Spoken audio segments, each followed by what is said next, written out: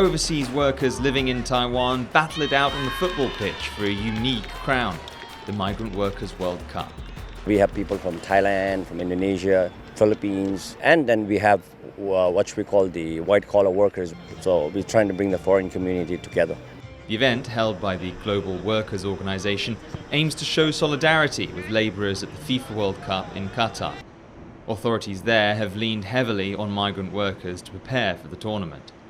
The migrant workers make up more than 90% of the domestic workforce. So it's really incredible. If you think about all the glitzy infrastructure, the stadium, the airport, the rail, it's built by migrant workers. For years, Qatar has been criticized for how it's treated its laborers.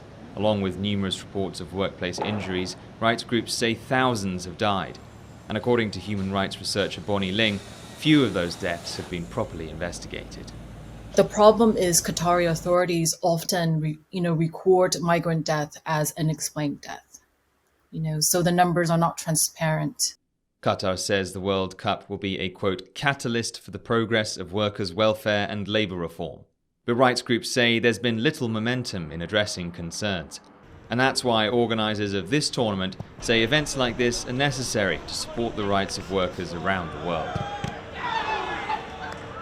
Taiwan has around 700,000 migrant workers, mostly from Indonesia, Thailand, Vietnam and the Philippines. And despite Taiwan's reputation as a country championing human rights, they face many of the same problems as those workers in Qatar: low wages, poor working conditions and discriminatory treatment. And like Qatar, there are also concerns that Taiwan is not doing enough to enforce safety standards in the workplace. 比较大的问题是因为很多的小的工厂，所以他们没有很好的安全的 equipment， 还有那个 training， 所以他们很容易受伤，在工厂里面。所以我刚刚一直在讲，如果你在工厂工作，他们受伤或者是他们死亡的比例比台湾人高出很多倍，这个是比较严重的问题。12 teams took part in the tournament, with players from several continents vying to take home the title.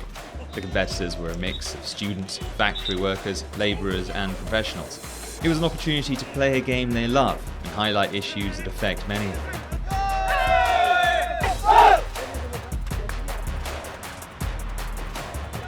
It doesn't matter your status. We have to speak out when we meet this kind of human rights abuse. If there are bosses who are doing this, we shouldn't be afraid of talk. We have to speak out to let everyone know so that together we can make a change.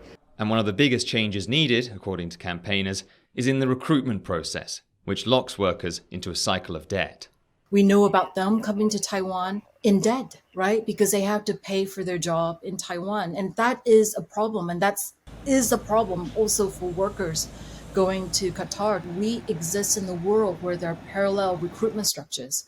One for the high-wage workers, where people would laugh if you have to pay that much just to, get a job abroad. But that's completely expected for the world's most vulnerable workers. Taiwan is not taking part in the FIFA World Cup, but labour exploitation in Qatar off the pitch has shed light on a pattern of abuse that reaches Taiwan's borders. As the World Cup approaches, many here hope it will kickstart a movement that will make labour rights a permanent fixture long after the tournament ends. Chen and Staś Butler for TaiwanPlus.